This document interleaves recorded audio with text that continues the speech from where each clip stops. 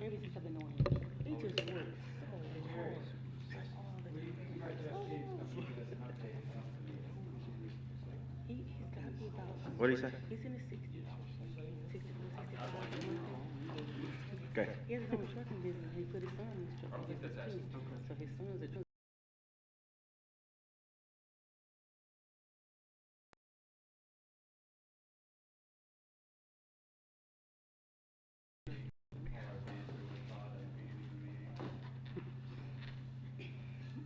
I said, well, you need to get. I said, get Troutman to go down there and look at it if you need to. No, he said that it was a few months ago. His bill was $387. It went down to 84, and then it went back up again. Yeah. Yep. I said, well, just talk to them and get them that. Yep.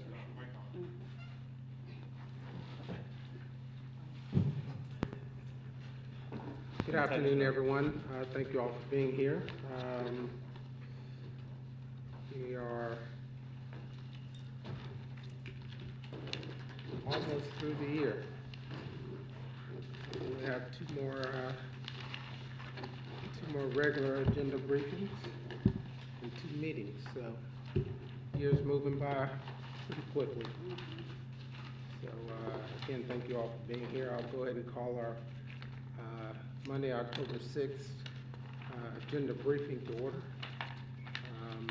We've got everyone here but Mr. Now.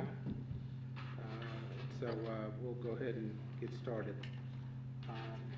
Speaking of, are there any adjustments to the agenda briefing agenda as presented?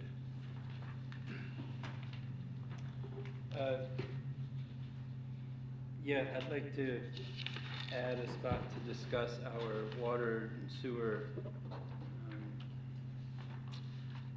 ordinances regarding septic ability and ability to run septic for businesses and homes.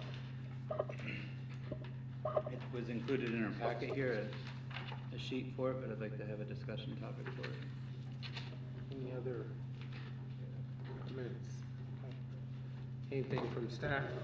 No, sir. Okay, good, thank you. If there is agreement to add a discussion on the sewer document that was provided, then we will approve the agenda with 7.6 of the UDO. Is there a motion? Make that motion, Mr. Mayor. Thank you, Mr. Now. Is there a second? Second. All those in favor say aye. Aye. Any opposition? Hearing none, motion passes. First item is comments from council and myself. I will start with Mr. Now. Thank you, Mr. Mayor, and thank you for, I'm sorry I was late. Just went around first. Thank you, sir. I just have a couple things, just a couple quick questions. And first, I'd like to thank Justin for doing a great job as interim town manager. And I want to thank, I can't list them all, but I want to thank all the departments for doing a great job starting, not just starting, but the fall. Our events, our grounds, our public works, everybody. I want to thank them for doing an excellent job. And please go back and thank all your employees from the council and the mayor, if I can speak for all of us. You guys are doing an excellent job. Megan is proud. I want to say that. Just my other couple questions is, again, I don't know if you guys were all aware of it. I know you don't, interim manager aware. We had an event a couple of weeks ago, again, at the fairgrounds. And it wasn't the horse show, but it was some kind of event involving horses. And again, I want to thank the chief for sending his guys down there and taking care of the problem that I thought was a problem. There was horses out on the greenway again, numerous ones. So I am personally tired of events at the county-owned fairgrounds that are coming onto our property and misusing it. So if Justin's aware of the situation, I just kind of wanted to let you guys all know that it wasn't the horse show, but it was an event event involving horses that was misused again. So I feel that whoever is in charge of renting the fairgrounds from the county is not schooling or telling the people that are renting it the policies and what they can do and what they can't do. They seem to think that they can just go out and kind of do whatever they want to do. I mean, golf carts, horses, whatever. So. And my second question is for the chief, and it's a all good question. I had a citizen call me up about Wyatt, okay? And they went past a couple times in maybe say the last month. And she said that there was, not numerous, but police cars there. Is there something that was going on? With the vacant building we had, we used the parking lot for traffic stop training with our ammunition weapons, and then we used inside for their transition to the Right. upgraded tasers. No, I get it, with my background, so, thank you. Yeah, she thought there was just a situation that went, No, they no, were we're just just breaking training. in or whatnot, but I'm glad to hear that. Glad to see that we're training there and doing the right things there. And, again, that'll help, keep people out when they see police presence that Yeah. don't belong in there. Yeah, But keep training, thank you. What sort of training, what sort of training were you doing inside? it was a transition to a new model taser. You have to do scenarios to make it realistic. Using that. Okay. Excellent. Thank you, chief, thank you, Mr. Mayor. Thank you. Mr. Jaruzelski? Oh, well, Eddie covered a lot of ground there. Just looking forward to the upcoming 5K, the Wicked Fast 5K, wear your Halloween costume and get as far as you can get. Also, encouraged to see another applicant for our Planning and Zoning Board. We had a lot of vacancies just a couple months ago, but they're starting to fill up, and it seems that we still have a couple vacancies. And just remind the community that we're looking at implementing a land use board or committee, and also Parks and Rec Athletic Board or committee in the near future. So stay tuned and get your applications ready. Mr. Hinkle? Well, I, along as Mr. Jaruzelski said, Eddie covered a lot of ground, and I concur wholeheartedly. And, I will also add my thanks to staff.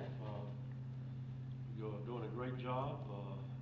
In the absence of our town manager, Justin stepped up graciously and very well, and is doing a good job, to my knowledge. And while I certainly wish the best to Mr. Wyatt in his health journey, we're moving forward with the town as best we can, and I think things are working out well to make the transition as long as needed to cover the situation and again provide good governance in the town, good leadership.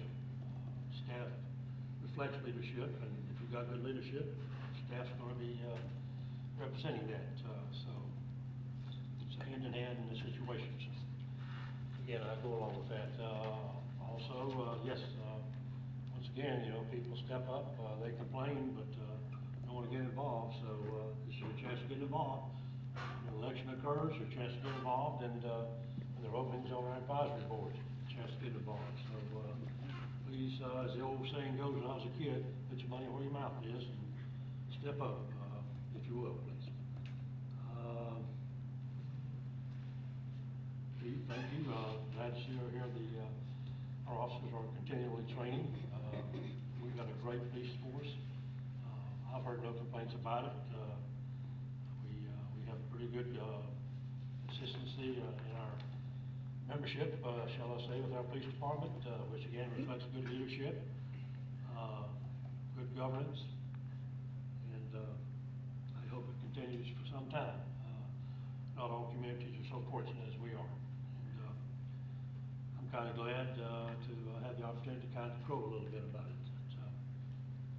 We are out there, and even though we're small, we're competing with the big dogs as well, and I think doing well for ourselves.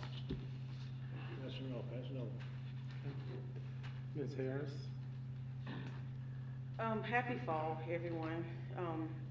I, of course, been out in the community a lot for reasons that you all know why. And so it's so good to just hear from a lot of the citizens how they are enjoying our town despite, of course, the traffic things. You're gonna hear that every single time. And I've been to some churches and I'm speaking with them as well, but I just wanted to thank all of our directors for all the work that you all do. Everything is important. Some of them are not too happy, you know, with the code enforcement. They've, in the past, they've gotten tickets or whatever. Of course, you're gonna hear about that. And I was like, well, just do right, you know? So we're gonna hear about those things as well, but thank you all for everything. And I was excited to be out with the Cycle NC, is that what it's called, Emily? This morning to see the cyclists coming in. I told Emily I was expecting a bunch of young people, but these people were, I'm gonna say elderly, but they were older. Experienced, seasoned. How about that word? Seasoned, and I was like, wow, you know, just seeing them out riding these bikes and coming through our town and talking to us. It was just great to be out there. We were able to attend a community meeting the other night, and it was great attendance. It was like, what, 30 or 40 people in the room. And so it's good to see people. We're constantly sitting here saying, come and talk, come and voice your opinion. And they did that the other night.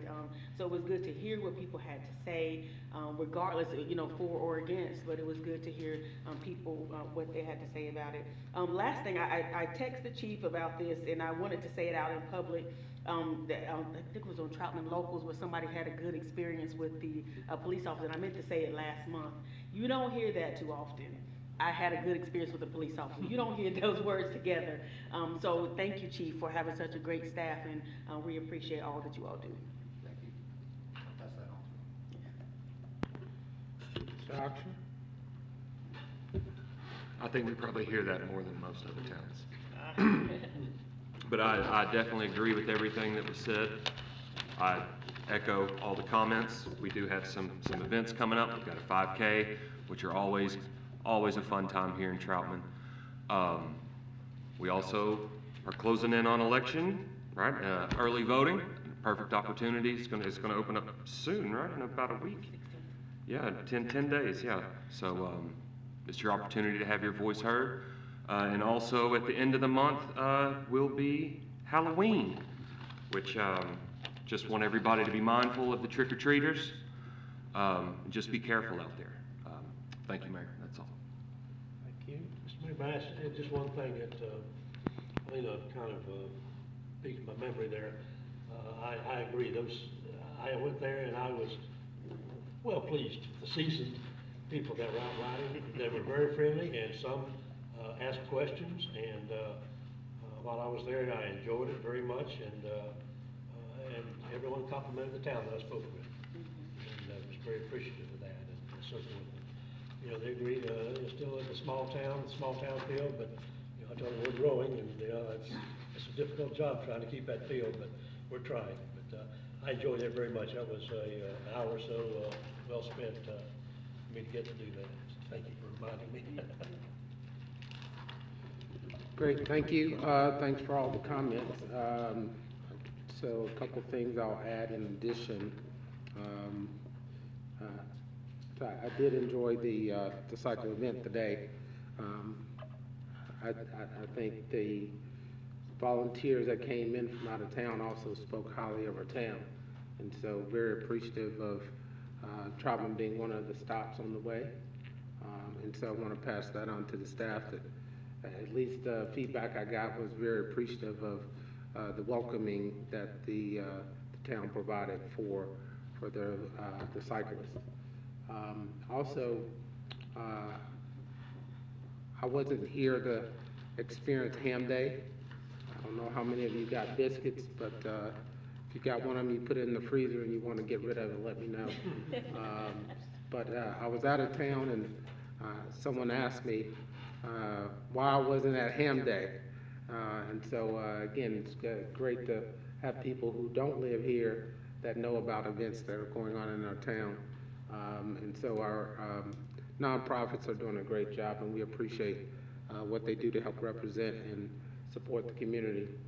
I want to thank council and the staff for their continued focus on the wastewater committee and just laser focused activity in trying to ensure that our challenges there are being addressed, as well as our development committee. A lot of meetings over the last few weeks with the staff and council members to try to, again, focus on both our Keystone property and just starting to think about other things that may come forward with our town. So again, appreciate that. Again, all of the staff, and I'm sure Jason never thought we had so much activity going on when he decided to be our attorney, but again, we're keeping you busy. Very much. Yeah, and I don't know how many meetings. I think I probably saw Benji more in the last few months than I did in the last several years, back to back. So again, appreciate that, and really all of our partnerships with Kimberly Horn and others.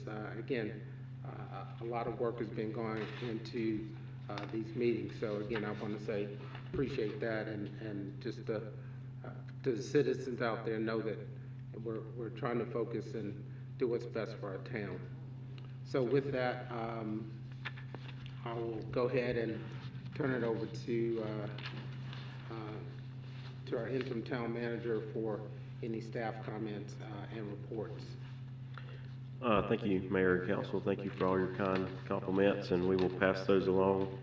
I do not have anything to add to this at this time. Does anybody else want to chime in? If not, we'll go on through our agenda for today. So item 4C, I'll turn it over to Andrew for introduction of our planning and zoning applicant. Okay, it's become a custom to have any kind of applicant for one of our advisory boards come in and introduce himself to you all. And tonight we have Mr. Michael Adney for the vacant position of the inside alternate for the planning board, taking the term of Jacqueline Crouch, who had moved away a couple months back. This term expires about a year from now, September 14th and the 26th.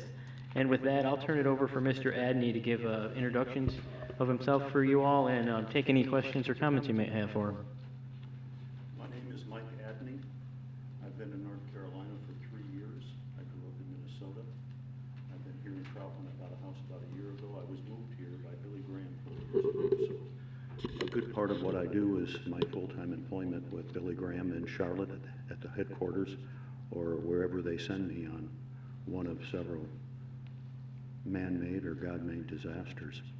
I had a 33-year engineering career, and in that time I acquired someplace in the range of 2,000 permits, worked on about 700 projects, many of them at the city level, but maybe 10 to 15% of them at the county, state, or federal level.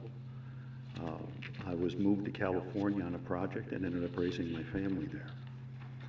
So I'm pretty comfortable being at a microphone. I would say 80% of all the projects I worked on were for private sector entities, applicants that were building or wanting to build. But about a third of them were working directly for jurisdictions. I did a lot of projects that had to do with having older buildings properly characterized as needing special provisions because of their age, and I had several eminent domain projects with them. But I'm pretty comfortable with planning and zoning, and I'm very comfortable with building, and have participated in everything from traffic plans to working with fire officials and someplace in the range of a couple thousand field inspections at every level of construction, residential, commercial, light industrial, and manufacturing. So that's sort of my career in 2 minutes or less. Great. Any questions for Mr. Adney? I'd just like to say thank you for applying. Oh, you're welcome. It sounds like your resume is just great, and we look forward to you helping us. Oh, In light of, you know, applying for the Planning and Zoning Board, what are your thoughts around, if any, our moratorium that we just enacted and our outlook on future growth? Well, when a city prescribes a moratorium, that's different than it being forced upon you by a county or a state. We had several moratoriums forced upon us in Berkeley and Albany and Richmond and El Cerrito, and we fought them and we won them. But we had to get federal jurisdictions like marine fisheries or various other people. So again, remember, I've been on both sides. I haven't worked on your side of the microphone, but there are very just reasons for moratoriums, and then there are reasons that with some jurisdictions where they haven't really planned or had the foresight to recognize where they might be at some time in the future, so they use them as stopgap measures. So I'm not sure if this one is a long-term decision or a stopgap measure, but they have to be honored, and the people that apply have to understand compliance as it pertains to it. Yeah. Any other questions? So thank you. Again, as Mr. Now said, appreciate you raising your hand and volunteering to help support the town, and we welcome you here and glad you bring your experience and opportunity to help us grow responsibly. And so we look forward to seeing what you do. I just want to make sure that they cover the pay with you. And ensure that was adequate. Yeah, I assumed it was voluntary. Now that we're clear, you assumed correctly. So it's a word by word. That's exactly what my pastor said to me right up the road here 3 years ago. So I assumed it was voluntary. Well, it sounds like I'm in good company with your pastor. So thank you for that. You're welcome, you guys. Thanks a lot. Sorry I can't stay. I have another commitment. So. Thank you. Thank you for coming. Thank you, Mr. Adney. So moving on, next item, 4D, is presentation of our water and sewer assessment reports. So I will turn it over to our town engineer, Benji Thomas.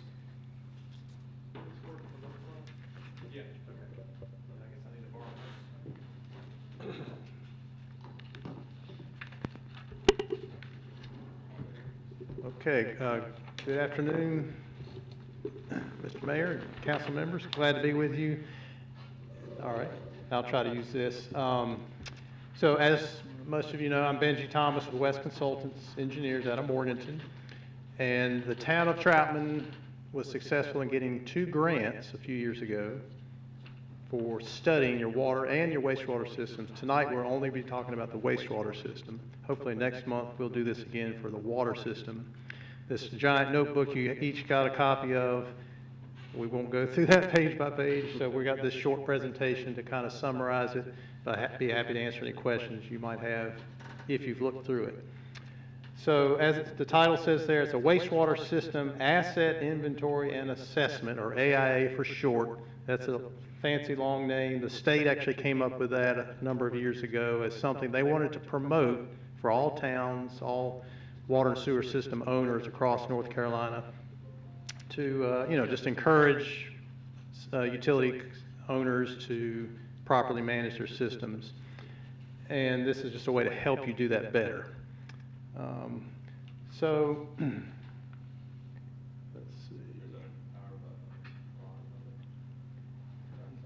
Yep, it says it's on. Let's see. All right, there we go. Thank you. So as I said, there were 2 projects. We worked with the town staff at that time and applied for the first one, the wastewater AIA project. There's the long number there that goes with it. The town was awarded that, and I'll get into it in the next slide, but it basically was an opportunity to look at your entire wastewater system. And the second one says clay pipe sewer system assessment. That came out a little bit later, the opportunity did, when the coronavirus funding was given to the state of North Carolina. This is one of many ways they gave towns opportunities, which was to study their sewer system. So the town took advantage of that as well. That provided additional money to not only do some inspections, from the top of the ground, opening manholes, and which I'll explain more of that later. But this would actually be to look inside all your old clay pipes that have been around since the 60s and 70s. So some highly technical and more expensive operations to put a camera through all the pipes. So as it says there, both projects is focused on creating an inventory or a database of your assets. So your assets would be your manholes, your pipes, your cleanouts, your taps, pump stations, everything at each pump station. Those are your assets. Those are what the town owns and is responsible for and has to maintain. The second bullet point there, creating accurate mapping, GPS based. So up until now, the town had some decent maps, but they were all just drawn on the computer, but from the original drawings of each subdivision as it was built out, or each project. So never before had the town actually gone out and put a GPS device on each manhole, each clean out, each water meter, that sort of thing. So that's now been done. Field inspections to identify defects. So the first grant paid for opening up every manhole. This would be other than the new ones that have been installed here in the last 5 to 10 years, because our company's been involved along with the town staff in inspecting those as they got built. But these would be your older parts of the system, opening up every manhole, looking inside, taking pictures. I just gave Austin a hard drive with all those pictures, and those were used to assess the conditions of the manholes. So condition assessment, once you looked inside the manholes, taken a picture, and then we also did smoke testing, then you assign the condition of that asset, in particular the manholes. Is it poor? Is it fair? Is it good? Is it satisfactory? Ranking from 1 to 5. And then finally, last bullet point, develop a plan to help reduce infiltration and inflow, I&I for short, by means of asset improvements, such as rehabilitation, repair, or replacement. So the kind of what this culminated in addition to a very good map, online map, GPS based, is a plan to fix some of the worst defects that were found. And when we talk about defects, mainly what we're talking about are places in the sewer system that let the rainwater get in, because that uses up your capacity and can sometimes even lead to spills, overflows at particular manholes or at your pump stations. So digging a little bit deeper into that first project, the wastewater AIA project, here's some of the particulars that were done. 673 manholes were inspected. Smoke testing was done throughout, everything in purple. That's your oldest part of your system, plus the 15-inch outfall to Statesville, the IL Creek line, which is now about 25 years old. Every pump station was inspected. Third bullet point, everything was then evaluated and assigned a condition rating, and work to be done on each asset was identified if it was defective. Fourth bullet point, update the town's collection system map, as we said. And then next bullet point, create an asset management plan. So that's in the front of these notebooks is the asset management plan, and that's what will be on your agenda to either by consent or as new business on Thursday, is to adopt that plan. So we recommend it. It's basically a culmination of all this study, saying here's what you own, here's what needs to be fixed, here's what we think will last 10 more years, 20 more years, that type of thing.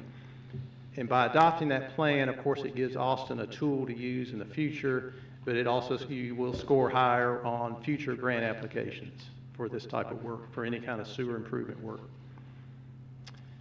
And then create a 10-year capital improvement plan. That's actually part of that asset management plan.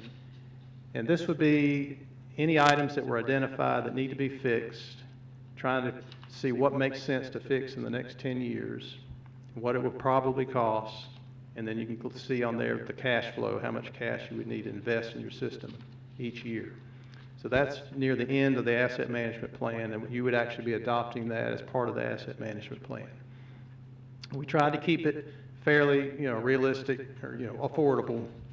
So that was one of the big outcomes of this work is you can prioritize what needs to be fixed the worst, and things that maybe aren't perfect, but they're okay, you think they can last more than 10 years, then we wouldn't spend money on those yet. So that way you're prioritizing things to try to spend your money wisely. All right. And then the second project, like we said, was the clay pipe inventory and assessment AIA task, or it was a project just focused on the clay pipe. The tasks were primarily that first bullet point. The town got bids and then hired KRG Utility to come out and they would clean the line so that you could see it clearly. And plus that helps Austin with maintenance that needed to be done anyway. So that was an added benefit. You go ahead and get your lines cleaned. You're supposed to do that once every 10 years. So the lines were cleaned and then cameraed, and there were 58,000 feet of that. So CCTV, closed circuit television videos were recorded by KRG, and then our office reviewed all those videos, and from manhole to manhole, each segment, we would note any particular defects, and you'll see some pictures in here where in some cases the pipe was just gone or totally disconnected. In most cases, the pipe was intact, but you had quite a few cracks. You'd have roots getting in. Those roots in turn can trap grease and debris, and then that causes backups. So those would be flagged as being in poor condition. And then we developed cost estimates for those segments that we think need to be repaired or replaced. Again, we updated the town's map. We did them both at the same time pretty much, but the idea was the first grant was to go out and GPS things. The second grant, by putting a camera in the line, sometimes you would find a buried manhole that you wouldn't have found just by GPS. You had to put a camera in to find it. So the results of this grant also helped with the map. And then again, the 10-year capital improvement plan was informed by this information. And then at the bottom it says future ready asset improvement projects. The results of this, it's got tabular information. There's maps, but it's not too much more work to create a project to put out to bid at whatever point in time you're ready to do that.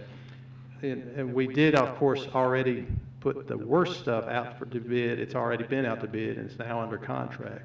And that's our 2022 collection system rehab project. But in the future, even after this project's done, at whatever point the town has enough revenue and can plan another project, that information will be there. And the last few slides are just some examples of what was found, and then how we organize it into a project. So this here says at the top, a project we call the 2022 Collection System Rehab Project, right at $3 million. Grant, about 2/3 of that is grant, and a loan provides the rest, a 20-year loan, so that the payments are fairly low each year. And we broke that up into two contracts. Contract A is just the lining of the worst pipes, CIPP, cured in place pipe. So specialized technology where you don't have to dig up the ground or the streets above the pipe. You just clean it, you fold and slip through this kind of a sock or felt, and then it's got epoxy resin in it, so then you heat it up with steam. It cures into a super hard and slick interior liner, so that clay pipe on the outside really is just there. It's kind of like a hose pipe. It provides some structural capacity, but really that new pipe you put on the inside of the old pipe, it is also very structurally strong and of course slick and able to carry the wastewater and keep those roots out. Yes, sir. Yeah, go ahead. What is that material again? I know you've mentioned this before, but what is that material again that you put in there, inside the pipe, and steam and hardens? So, I mean, cured in place pipe is the overall system, you might say, but it consists of a felt liner, just kind of like it's a cloth. They fold it and they pull it through, and then it's got a resin in it that activates when you heat it up with steam. So they pull it through, and then they pump the steam in there, and then that activates that epoxy, and then as soon as it cools, you've got a hard pipe with no joints. So, and the price, that used to be super expensive technology, but it's come, the patent ran out, and now there's a lot of competition. We got really good prices on that, so thankfully we were able to do as much as we wanted to in this project. Benji, what's the life on that? I think they say 100 years, I mean, at least 50, so it's as good or better than brand-new pipe. Yeah. Good, yeah, good question. So then contract B is just, we call it various sewer system improvements. That's all the other types of work. It would be, if a spot was, you can't pull that sock through the secured in place pipe if you got two joints of pipe that are just totally disconnected. So you actually got to dig down and repair that. Some cases, the taps coming in are totally disconnected or broken, so they got to dig down and fix those. The manholes themselves, if they've got a lot of cracks in them, you can get inside, clean it, and patch it with a aluminum silicate cementitious liner that'll last pretty long. Anywhere that the top of the manhole, it looks like water's getting in through cracks, or just it may not be broken, but it's just in a bad spot. It's got vent holes in the top of it, so you want to keep that water out. A lot of miscellaneous things like that. We just put all that under contract B. So that work will be done sometime next year, and then, like I say, there'll be future work that can be done as Justin finds the money. And here's some pictures. Yeah, they're not the greatest up on the screen maybe, but like in the bottom right, you can see one there. The pipe is totally has dropped. So this may be hard to tell, but you basically just have dirt around this area right here. At top right, you've got a lot of groundwater coming into your sewer system that shouldn't be. So those would be kind of what we call immediate repairs. They're top of the list to get fixed. And the last couple slides is just a representation of what's in here. There's just, thousands of lines you've got every manhole and every pipe between manholes, every force main, every pump station. You have a description of its age to the best of our knowledge and its condition. And then the bottom left shows you what the new map is. That's Diamond Map is the provider, and Austin's already been using it now for 6 months or a year, I think. Yeah. So I think we've all been pleased with it. So you can pull it up on any device that's internet connected and see your assets, and you can click on one and see all the same information that is in this big book. All right, and so then here's the same thing. One of those is for manholes, and this would be for pipelines. And last slide is just a few examples of the kind of things we found during the testing. The smoke, you just blow it through, and if smoke can get out of the pipe, then that means water can get in. So that's the reason you do that. And so you would normally see it coming up out of the vent holes at the manholes, out of the vents in people's houses. That's where it should come out. Anywhere else, it shouldn't be coming out. So we mapped that and identified it as a place to fix. So I was trying to go a little bit fast, hopefully not too fast, just because I know it's a lot. You've got a lot on your agenda. It's a lot of information, but this is the culmination of several years' worth of work, and we've been pleased to be part of it, and hopefully this will be a good benefit for the town for years to come. Thank you. Any questions for Benji? I have one, Mr. Mayor. I know it's not probably in this, but it's something for the future. I've been on council now 6 years, okay, but I've talked to people that served before me, and 20 to maybe even 30 years ago, and I know I'm talking about a good distance of time, okay, that other municipalities got high grants from our state legislatures to improve their sewer or wastewater facilities. Could we possibly look at, okay, instead of one municipality getting a lot of money or the other, okay, a combined, maybe three-town, huge, not huge, but say a 30 or 40, or I know I'm talking a great amount of money. Instead of one town getting 10, another town getting 25, and another town getting 10, could we look into maybe speaking to our state representatives and our legislators for a combined where it'll help, say Troutman, Mooresville, and Statesville, instead of one getting a huge chunk and another one getting a medium chunk and one getting a smaller? I'll speak to what I'm familiar with, so there may be some other answers that other people are more familiar with. I'm not trying to put you on the Yeah, spot. right, good question. So this money, there were two, one was a competitive grant through the normal program that the Division of Water Infrastructure says, you got DEQ, Department of Environmental Quality, they work hand in hand with the State Water Infrastructure Authority in Raleigh. So they're the ones who handle a lot of the money that the state spends on water and sewer. So they have their regular competitive program, that's how you got that first grant. The second one was also competitive, but the money came from the coronavirus funds that the state received. Then in addition to that, Troutman and like you say, others have gotten special appropriations from the General Assembly. Those also go through this Division of Water Infrastructure. So the Division of Water Infrastructure has quite a few different programs. They have some for stormwater, water, of course, and sewer. And they do promote regionalization, partnerships, that kind of thing.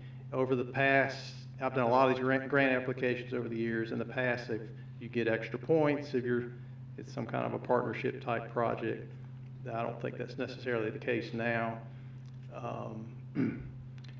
But, if a group, 2 or 3 local governments wanted to form some kind of a partnership and apply to do, particularly if they're going to do a project, and they each apply for like their part, yes, I've seen that done. And it, Yeah, I just personally think that, if Mooresville got like a substantial grant that would benefit Troutman and also benefit Statesville. all right. Maybe one's, getting maybe 60% of the benefit, and then maybe one is Yeah. only getting 15 and another one. Yeah, I've seen that done, yes. My opinion would be one big to the area would help with all three. Thank Yeah. you very much. Okay. I want to only add, Ms. Nye, I think you're right, and as Benny stated, I think there are local municipalities that are, willing to work together to try to create that level of regional partnership. And I think it goes back to the work that those local government partnerships, collaboration, that they want to have to make that happen. I think the state would be fine and feel like it's a better use of their time to approve one application and, be able to submit it for a larger area. But again, it kind of goes back to the partnership and collaboration of those communities.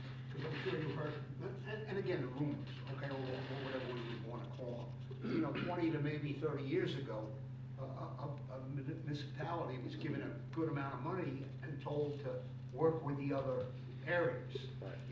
And that never transpired, and from my knowledge, from reaching out to ex-elected officials. Yeah. So, Key word is collaboration. Cooperation, collaboration, getting along. Unfortunately, you have some people who get in and get a little greedy. They get the lion's share of the money, and they build their system, and then they want to keep all their marbles. They don't want to share those marbles.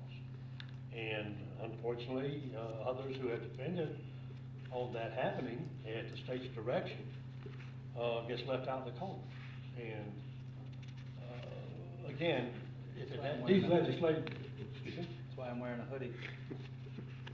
I understand the symbolism.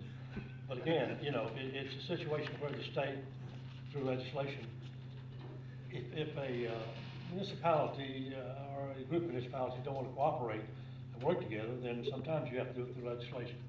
That's all there is to it. You know, it's kind of like speeding. You tell people that some guy says, well, it's interstate, it's clear day, I can go 70 miles an hour.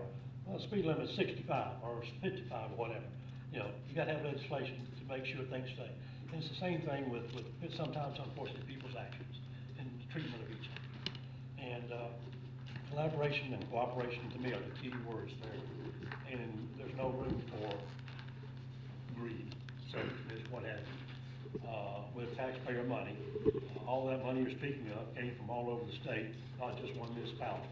But the municipality gladly accepted it and built a nice facility as a result. And now, everybody else goes up ahead. So it's unfortunate, but it may take legislation to force that. It's a good idea. I agree. As mayor, I agree 100%. You are on the right path. Let me ask one question. Yes, sir. This now, you know, are there gonna be any more surprises down the road of us digging up and repairing a pipe or something and finding a line that we didn't even know was there? You know, obviously, you know, we got a system started in 1925. We've had situations just a few years ago down the road here where they were digging and all of a sudden there was a line they didn't know was there, and that sort of thing. So with all the mapping, the GPS and so forth, modern technology, no more surprises. I cannot guarantee no more surprises, but you're in a lot better position to not have any. Like I We've said, already found one hidden manhole since, right? In Englewood, there on West Avenue. Yep. So I mean, they still pop up because, you know, enough people involved. Well, at least I'm glad to hear we're moving in the right direction. yeah, so like I said, the camera work with the opening the manholes, blowing the smoke through them, you can discover things. The camera is, of course, kind of the gold standard, but with it, we couldn't camera your entire system. So we pretty much cameraed all your clay pipe. So I'm fairly confident there's not going to be any surprises for a long time, but obviously I can't guarantee that. I understand. So, Benji, that brings up another point. We did the work in Mill Village area. I assume that wasn't necessarily part of the project, but it's mapped now. Right, so that'd be an example of that work was done just a few years ago, that the old system was abandoned, we put in a new system, and so that was already on the map even before this project, but it hadn't been GPS, so to my knowledge, that probably did get GPS. So like new subdivisions, Falls Cove, that sort of thing, when they finish a phase, we require them to give us their as-built surveys in computer drawings, CAD, so we can plop them right into your map. They're highly accurate. A surveyor actually went out and located each manhole. So, Anything else? I've been in a lot of meetings. I've never had anybody just summarize that kind of data in that. right, okay. That was my goal. I wanted to go through the whole book. Okay, well, I thought we were going line by line. yeah, let's do it. I don't think he's stopping you. Yeah. Thank you, Benji. Thank Appreciate you. it. Thank you, sir. All right, moving on. Next item, discussion regarding park lighting. I'll turn it over to Emily. Thank you, Justin. Today we have Dina back with us. She's got some amendments to the information as requested by you guys from 2 months ago. She's got some supporting documents. There's one in your packet, the financial information, and she's got a PowerPoint with some visuals. Also have another supporting document that will explain the difference and once we get into the presentation. Dina? Thank you. Yes, ma'am. Hi, everyone. Thank you very much for your time, Mayor, Council, staff. Great to be back here. And no, I've never seen a file like that. I've seen bids like that before, but not. You wanna take it home and look through it? Yeah, a little late night reading for me. That's perfect. That's perfect. So I wanted to step back in with you today. I know on our first pass, we did some kind of broad brush strokes. Wanted to jump into a little bit more detail today, give you a little bit more contrast, and actually all the information that's been presented so far in terms of strategic asset management falls right along with your sports lighting and your future growth. So let's just jump in. Which way am I going?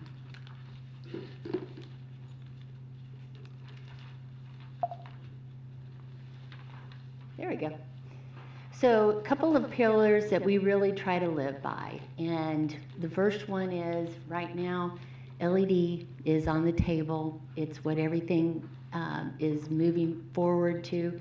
But I did just want to take a minute and just really recap why LED, why it's important to really understand what you're getting out on your ball fields and your parking lots. So here we go. So all LED is not created the same. So this picture is actually two different pictures. The picture on the right is a brand new LED system being put on these poles. On the left side is a picture of when we had to go back and the customer had to incur additional expenses to get what they actually thought they were getting in the first place.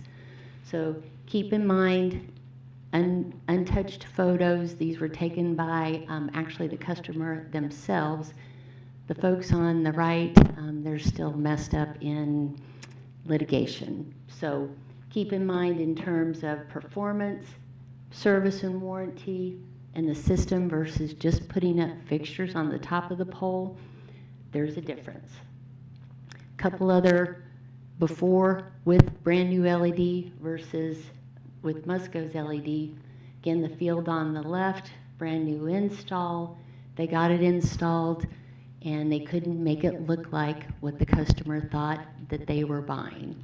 And so you'll notice dark areas, everything that you see that's on that grass in terms of bright and dark areas, that gets translated all the way up through the sky. So especially with aerial sports, that ball traveling through those bright and dark spots, scotopically and photopically, it's not just because we're getting some age on me, it looks like that ball is traveling different speeds. And so the smoothness of the light, we can see it on the ground, but as a player, you're also tracking it airily, through the air. Excuse me. You had mentioned last time too, those have like uplights to light the ball from underneath too. Exactly, and that's what you're seeing here and in the outfield.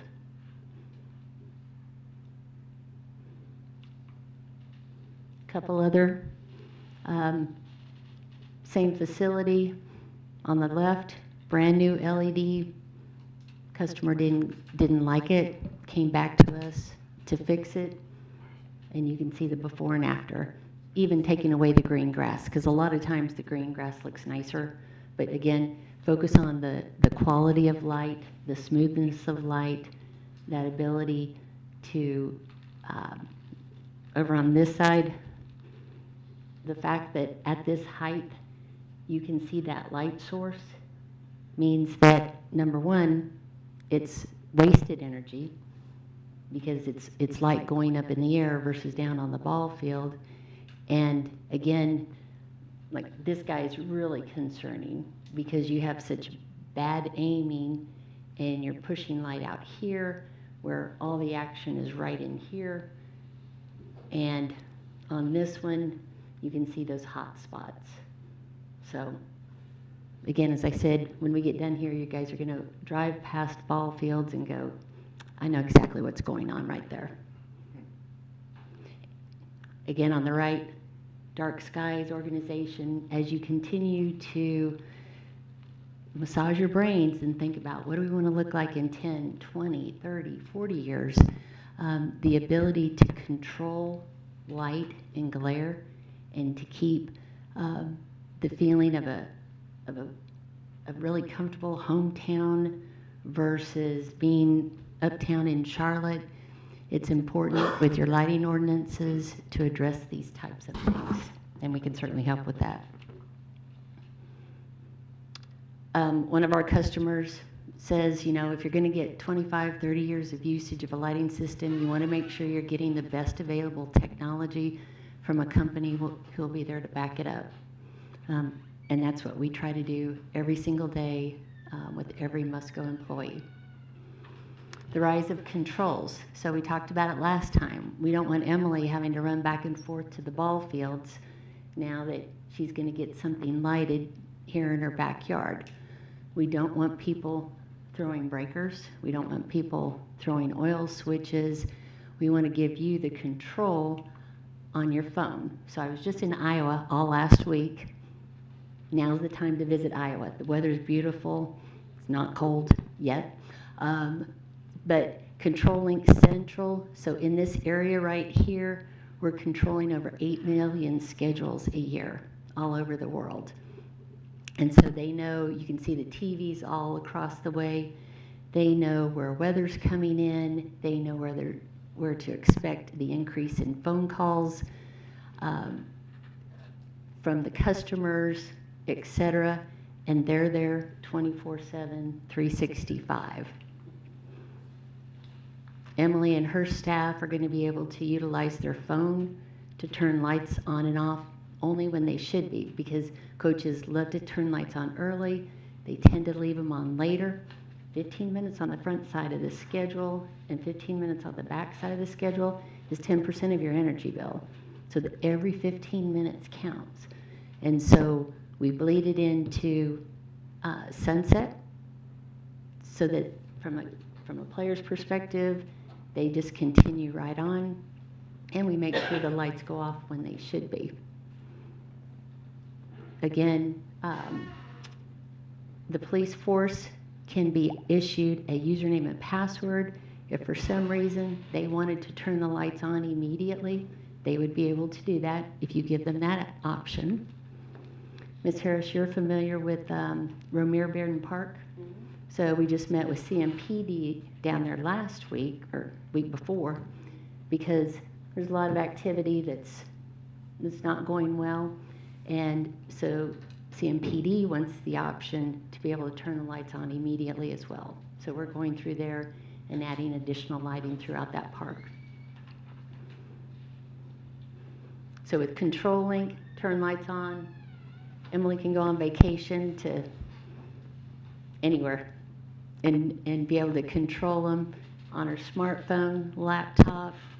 Easy to use scheduling, easy to track. Again, as you have lighted ball fields, more people are going to want to play on them. And you might get to the point where you say, hey, we need to reserve these fields and we might charge XYZ for that field rental. With Control Link, it automatically captures that information, exports it into an Excel spreadsheet, which will assist in knowing exactly which group used lights at what time. One of our other customers here said it's just like having another employee next to you helping to support the system, and it's one less thing to have to worry about in the day-to-day jobs. So again, we want to put those lights up and have that be the least of your worries on any given day. Warranty. We touched again on this last time, but a little more deeper dive into this. We have about 1.3 million fixtures in the air currently right now. 6,000 projects currently under warranty worldwide. And we've been standing behind that. It says more than 40 years. Next year is our 50-year anniversary. So we're pretty excited about that. In North Carolina, we have over 800 North Carolina facilities that are currently under warranty right now with Musco. Again, it's part of that asset management and setting up for success. When you have a 25-year warranty, we're making sure that your maintenance line item is zero for 25 years. The only thing it doesn't cover is acts of God, or extreme vandalism, of course. But we talked about acts of God. When you have the proper surge protection in place, we're protecting our system even more than you want to protect it. So we're protecting the control, so we put 5 times the amount of surge protection onto our system than any other manufacturer. And again, it's that predictability of an end result every time you turn the lights on. We've got performance guarantees, period. If something's not right, we're on the hook for it. There's no maintenance. We don't ask you to remove the fixture and mail it back. We have our local office with our field tech and project manager, with my office in High Point. If for some reason they can't get to it, any of our local contractors, my installers, are also available in case of a quick turnaround. We can overnight a part and have it back up the next day. And again, no additional hassle, paperwork required. There's one phone number. It's an 877 number and toll free. It goes straight into that control link room, and that takes care of all things Musco. So your warranty, your maintenance, your controls, any questions, that group will be able to answer it for you 24/7, 365. And then we talked about advances in entertainment technology.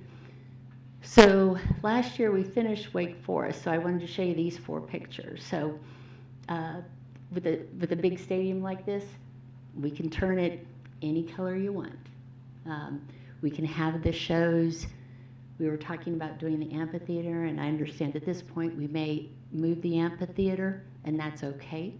And we've made some adjustments on the lease proposal to reflect that, but keep in mind that whatever you can dream, we can make that happen.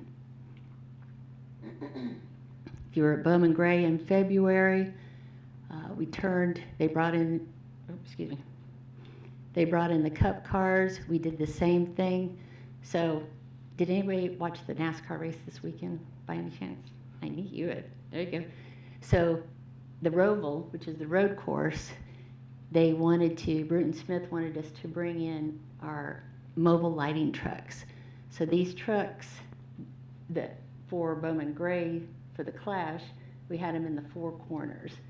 So these guys can extend to 130 feet in mounting height, and we take these all over now. So they will be in every Olympics. They already have been in the Olympics. We'll take them down to Daytona to light that track come February. Universities use it. The high schools are using them. And again, whatever you can dream in terms of excitement, show, you're providing us music. We design how the lights dance to your music. Might be a really neat addition, especially on the amphitheater. And then just to give a different look, with the baseball stadium, again, we could do everything from just the seated area to the whole field. And then again, responsible lighting practices. So just as you're planning, you're taking care of the clay pipes, you want to make sure that you're setting the fields up for success with the neighbors, etc. So this is one of the tracks, Mill Bridge, just right up the way. And I included this picture because you can see they wanted 2 of our poles in the center of the track. And if you just relax your gaze along the tree line, typically, both with HID and with a lot of the LED, especially like the ones that you could see shining even from way up in the air, that would have lit that whole tree line up like Christmas time. But if you can see, there is a very clear line where that cutoff is of those fixtures in the center. And so I like this picture to be able to demonstrate that. We don't want to put any light over on the neighbors, and we certainly don't want to put any glare. Keep in mind that spill light, I can measure it, but glare has no distance. It doesn't depreciate with distance. So even if a car is coming at me 1.5 miles ahead, if he's got his high beam headlights on, I can see those high beam headlights, and I know that that's an irritating look to process. And then one more comment from one of our maintenance folks.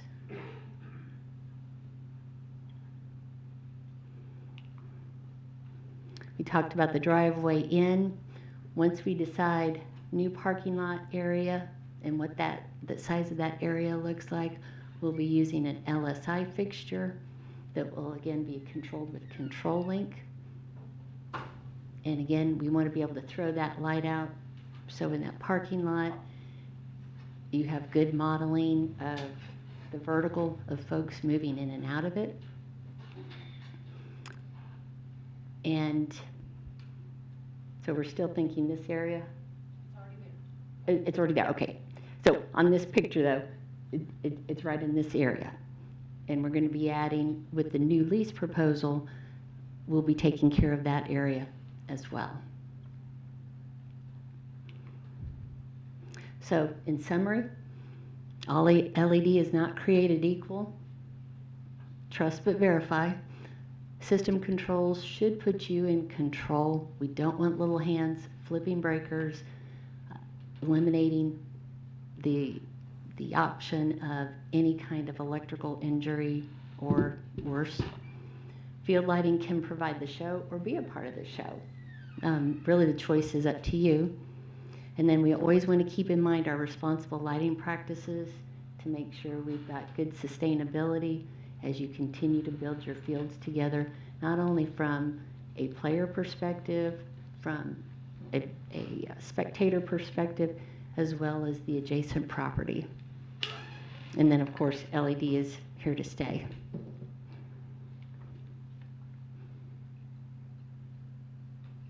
So with their lease proposal, just to recap, it includes the updated one, all your softball, volleyball, pickleball, basketball, your soccer, the driveway in, the existing parking lot, plus the expansion of the additional spaces, the product assurance and warranty program. So for the next 25 years, your maintenance costs are zero.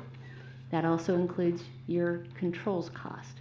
So even though, let's say our radios are using AT&T, if suddenly Verizon has a better signal to our contactor cabinet, it's on us to change that radio from AT&T to a Verizon radio.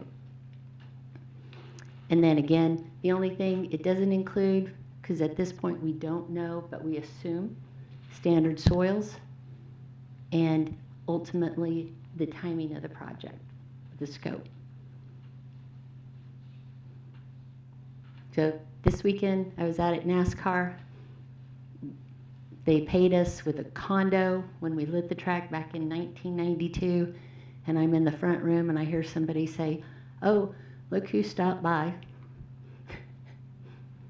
The man himself. We think he got off on the wrong floor, because usually he's one floor above us. But he was very gracious. He came into the condo, and all the customers were pretty darn excited. So it's amazing. He's 88 years old. Doesn't look a day over 40. I have a picture of him and I from 15 years ago. Looks exactly the same. Questions? Questions? Where do we sign? So do they have a copy of the? So they have the original one that was sent, and then we have the amended one that was passed out that removes the amphitheater light pole from the proposal. And that is because our Keystone Committee has tabled the amphitheater location for right now. This may be a better location. And that was just one light pole to service the dog park and amphitheater area, right? It included show lights. It was one pole with color fixtures and show lights in the amphitheater area. But it took off, 75. yeah, $80,000. So on the lighting for the ball field, you said something about it's our option. In terms of the lights that we would put in there, in terms of them changing color, is that something we would have to add to the contract, or it's? We could add show light to that service, Okay. and if we wanted to add color, then we would add those RGB fixtures up into that cross arm array at the top. can you do that after this, or you really should do it before? It's much less expensive to do it before, Okay. during production. And if, I try to spend your dollars like I would mine. While I love the color up top, I would almost consider the uplights where it's a pole accent, so it turns the poles different colors. And I think that's a better use of the dollars. Now, for the amphitheater, once we understand the orientation and how that sits in relationship to everything else in new plans, we might end up with 1 or 2 poles. And for that, having the RGB up top will make a lot of sense, because it will naturally enhance what's going on in the amphitheater. Okay. Good, thank you. Other questions? So again, can you spell out again what this, the amphitheater is out, my understanding is that there's not gonna be one of the amphitheater right now that, since we don't know about exact location and so forth.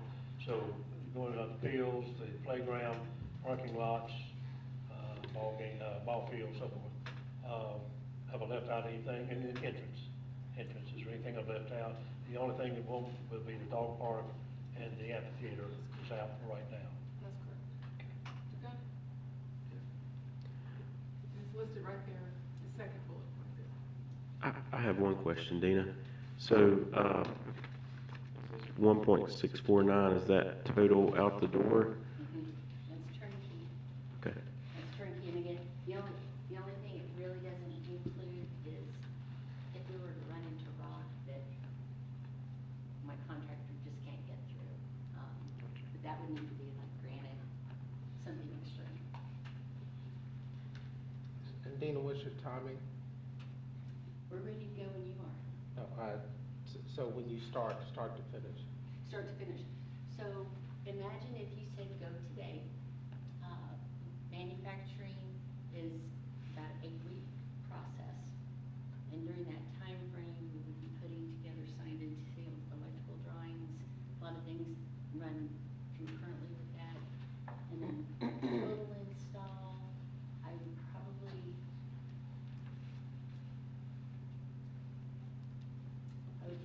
say that's a 5 to 6 week process after we get product on site, assuming good weather.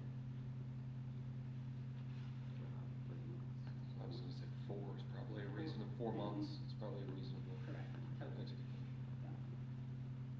Dina, what's one existing customer, okay, for us to go back, you know, and I'm not saying 3 months or, say a year, okay? Are we, being that we're an existing customer and loyal, are we given Oh, a yeah, absolutely. better price than someone walking in the door? Absolutely. And I don't work on commission, so it's my job to figure out what makes sense for y'all, what makes sense for the company. Absolutely. Absolutely. Because we are going to expand and, Exactly. you know, amphitheater-wise, maybe another ball field. Exactly. I would And think, that's- even though we're not, you know, might be shifting on the amphitheater, that still putting a pole over there for dog park and other events in that area would be ideal, right? Maybe just not all the colorful lighting and the added features, but we Just a still do separate like zone. food truck events and other things in there that, or maybe even a smaller event, right, that becomes an area for that. It's still really dark. So I think overall moving forward with that light pole would be, of course, it takes the rest of the council too, but I think that we should still move forward with a pole in that area. I was thinking that too, Nick. I mean, it's a current use facility in the park, and to me, it almost makes sense to keep that pole at least at this point. I mean, currently, right now, that's where we have all our party in the parks or kind of events, our Christmas tree lighting. We could have a tremendous dinner. And it could take a couple of years for us to get the amphitheater up and running, so let's have a professional, you know, lighting thing for our events. And we'd set it up as a separate zone, so you could potentially just have that on by Yeah. itself. And I think I've seen people, they set up a volleyball net there to play under the lights at the pavilion that broadcast over, so, you know, there's people that use that after the sun sets, you know, before 9 or 10 PM, I guess. We With also that have to pole. bring a light tower over anyway, Yeah. so we just wouldn't need that show lighting to give her, back to the drawing board. Yeah, how many zones would we have? So right now, and you can set it up however you like, but typically, for example, on a ball field, because we do dedicated home runs to each pole, technically you could have 6, you don't want 6. You want most likely field 1, field 2, so that's 1, 2 zones, 3, 4, 5, and then the drive-in would be 6. And we might even do this potentially as 7. So you can tell me how many zones. So, okay, so it's. It's unlimited. All right, yeah, it's not It's unlimited. there's no like milestone to hit. No, Okay. no, not at all. Thank you. And so my other question is probably more for staff or, I know in the past we have done some electrical upfitting. Is there anything else any more work on that front that we would need to do? For areas that need lighting, Well, I know you'll run the actual 2-pole, but just as far as just we had Duke come in, right? And like, has that upfitting been, we're all good to go there? Or so what I'm we just not. have is substantial enough for this Well, project. It is. So right now, the goal is we're gonna take, this will be that new service right over here. And then we were going to potentially extend this service that's here at the restrooms to maybe take this group. From their perspective, you won't see any different. It'll all be just on one screen. You won't know that there's 2 services. But then when we talked about potentially amphitheater moving, at some point, Duke will need to come in and set a new service somewhere up here. But they won't have to do that with the dog park, just that one No. pole that's drawn. No. Okay. So the lighting there over the park, or the playground, that's a parking light, is there sufficient lighting there without using what's on the existing building? You're saying is number 6 good enough to get the playground? Yeah, the P6, because you mentioned those poles are different than like the S4. Yeah, those are a little shorter. We can always put a fixture off of here. Because we wanted to keep this look, Mm-hmm. a particular look in the Right, pavilion. yeah. So you can pull this one out a little bit further, and it will do a nice job of lighting vertically. So I guess in usage, my question is the soccer field always lit up when the playground is? Is it, you know what I mean, would that pole be independent, or does the whole soccer field have to be lit up to have the playground lit up? You're saying if you come off of S4? Yeah. Yeah, and maybe that's some design question, but do we need an additional pole on the back side of the playground that would light up the splash pad? Yeah, I think we would need to just walk each pole and just make sure that it's Yeah, serving as much yeah. function as it can. Right. And can it serve 2 purposes, and what's the most light we can get off of each pole? Right. before And it we still not be finalize. in other areas, right, like Right. other zones? If we have a night event and the park is lit up, whether there's lights on the playground or not, there will be children on there. Yeah. So I would, to your point, I think we would need to shift that one over, and I think we've seen one rendering where there was a pole that was on that left-hand side that had a pole, a light on the back of it that was serving purpose for the playground, so I think we've seen one rendering like that. And I will take a look too. I'll do what I call a blanket scan and do light levels across the whole area. And if we need to put another one, again, probably will extend this service so we can put one back in this area. Yeah. Because there, again, a lot of shadows. Shadows create uncomfortableness. And then around the pickleball court, is lighting from that far away on the other side of the basketball court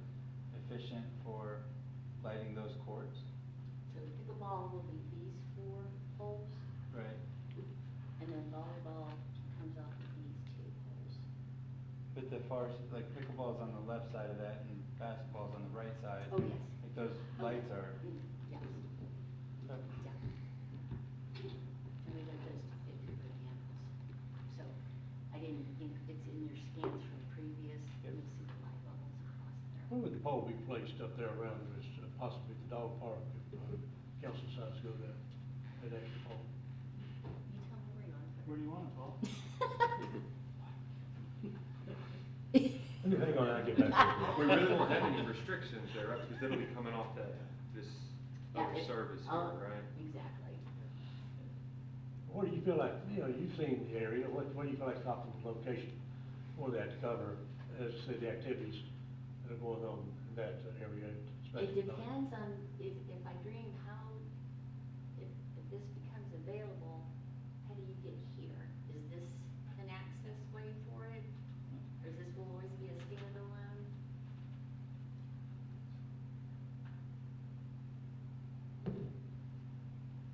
So that is a driveway that we often use, going around the back of the building. So sometimes there are larger vehicles that access the back of the pavilion, to make repairs and whatnot. So that is something to consider, going along the back side of that sidewalk. But I would think it'd probably be, right in the crook of that last curve right before the dog park, right? Yep, yep. down in there, yeah. Yep. That's what Up my closer to the sense tells sidewalk, me. but yeah. Yeah, that's what my sense tells me. And that way, you know, you can have a couple of fixtures here and here. Again, this, I was at a restroom facility the other night and, you walk around the corner here and it's just pitch dark. That's why I'm asking the question, I mean, that's obviously gonna cover, we're talking single pole and a fairly large area. And, Yeah. I mean, Because I- ideally, you do two shorter. So instead of maybe one 70 or 80-foot pole, you do two 60s. It's kind of an aesthetic thing. Yeah. So, if you were gonna do that, you could come here and here, and then you're complementing, like, again, for whatever might occur here, you get it in the corners, so it brings up that footprint nicely. So you're speaking to the two there at the Here. opposite corners. And then too, if you're doing food trucks, do you need any of the company switches, the 50-amp receptacles?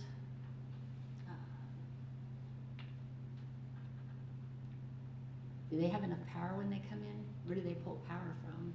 We have a, box down here against the wood line. Yeah, Right down in in there, tucked in there, Okay. with a whole pole with multiple options. Then the two in the opposite corners would just make this area completely flexible for about anything that you would want to put in there. Probably put, and it's gonna put maybe 10, 15-foot candles instead of bleeding off from, if the light source is here, bleeding off this way, it's just gonna be a continuous, just smooth. For a lot of people that, especially like, as Councilman now said, our parties at the park, the night times, that, we have events, especially during warm weather, of course. That means the most to people. Obviously, all the others important too, kids, and, that want to be athletes and so forth, do the pickleball and the soccer and so forth. But again, that section means a lot. I think Absolutely. if you ask most people, what part of the park do they visit the most, that would be picked out. And if we're gonna do it, I'd like to see it doing adequately, so that when these events take place, it's a compliment to the park. Well, and here's the other thing that I see oftentimes too. So let's say you've got a softball tournament going on. You don't necessarily want to turn on all your assets just for kicks and grins. And because that's power, that's energy being used. So if you've got the drive-in, you might go ahead and turn this zone on. You might turn this zone on because parents, if they've got little ones and they're driving them crazy, they want to go find the playground and expend some of that energy. And so when you have light, it invites people in. So, and again, they'll be safe walking from softball down to here, because you're gonna, again, have that roadway lighting and parking lot lighting. All right, so anything else? So we need to get an update on the poll. So my next step, let me go ahead and, oh, great. No. Let me have engineering put these two poles in, put us another, tuck something right back in here, and get it over to Emily to get in front of y'all. Okay. Awesome. Thank you again for all your time. Thank you. I appreciate it. Thank you, thank you. All right, next item. Next item, thank you, Dina. Discussion regarding the Town of Troutman parking ordinance. I'll turn this over to Andrew for discussion. Yeah, I want to start out, I had a little table I put together regarding basically looking at parking requirements of adjacent municipalities, and I realized that it looks like basically crap in your packet, so I've printed out some copies for you that actually make sense. Thank you.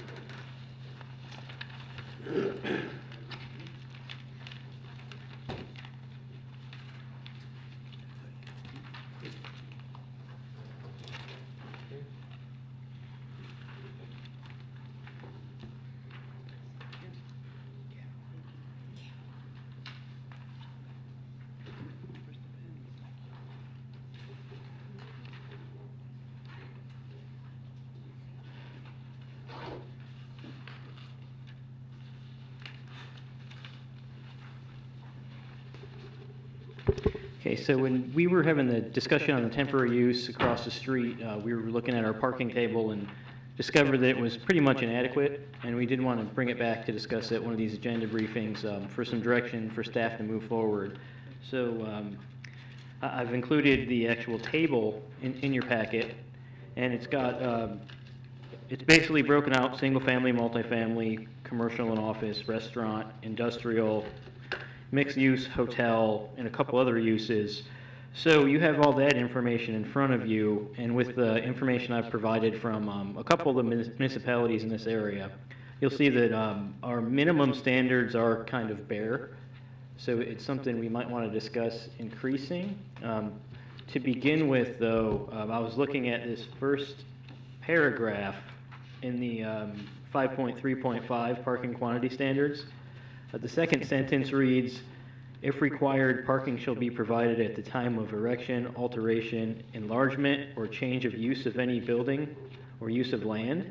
I don't believe that sentence makes any sense, if required. So I would propose writing something like, "All new development will meet the minimum standards listed in the table below," and then something by the lines of, "A change in use of an existing building will meet the standards in the table below to the greatest extent possible." That way it actually makes sense, and it says, you meet this, whatever we agree on, you meet that. So first and foremost, that's what I would recommend. In looking at this table, one thing, you know, this was meant to look at kind of commercial and office uses, but I think the one thing that caught my eye here is a single-family residential attached and detached unit, one space per unit. So that's basically saying that a 4,000 square foot house is required one parking space. We get complaints all the time about people parking on the streets, so I think that's another thing we should look at besides just commercial stuff. I think that's something we addressed with that Clonsale Pulte Homes. Yep. Right? In this Driveway capacity. And this will make it uniform everywhere. Yeah. Yep. So that's just one thing that caught my eye. And then the two things, commercial, as you can see, it says 2 spaces per 1,000 square feet, none for uses under 10,000 square feet. Typically what you see in this chart with our other municipalities is 2 to 3 spaces per 1,000 square feet. So I think it's almost in line if we remove that none for uses under 10,000 square feet. But I think below that, the restaurants, to me, that's very short. and even what we have in front of you at the other table, 2 spaces per 1,000 square feet. So if you calculate it, and I'm using the example of burritos and ribs that has people parked across the street all the time. So let's say that building, and I'm probably being generous, is 5,000 square feet. They're only required 10 spaces. To me, that just That's all they seems. have, isn't it? Yeah, and we see how that's kind of ineffective. So that's one thing that I would recommend maybe bumping up, and it is consistent with our other jurisdictions here. But yeah, I just wanted to kind of share this information and get the dialogue started and open up for any thoughts you might have. So, so current building setback, I mean, it would be grandfathered in, it's mainly focused on what? That's right. Would be new. Whatever currently on the ground would be grandfathered in. If the use does change, we'll look at, like I've listed in that language I recommended, we'll just look at it to increase it to the greatest extent possible to match whatever we get. Okay. But the one good thing about the industry is since these are so low, these companies know what they're doing, and they exceed it anyway. Yeah. But we just want to kind of have this on the books, so we have this to look back and enforce.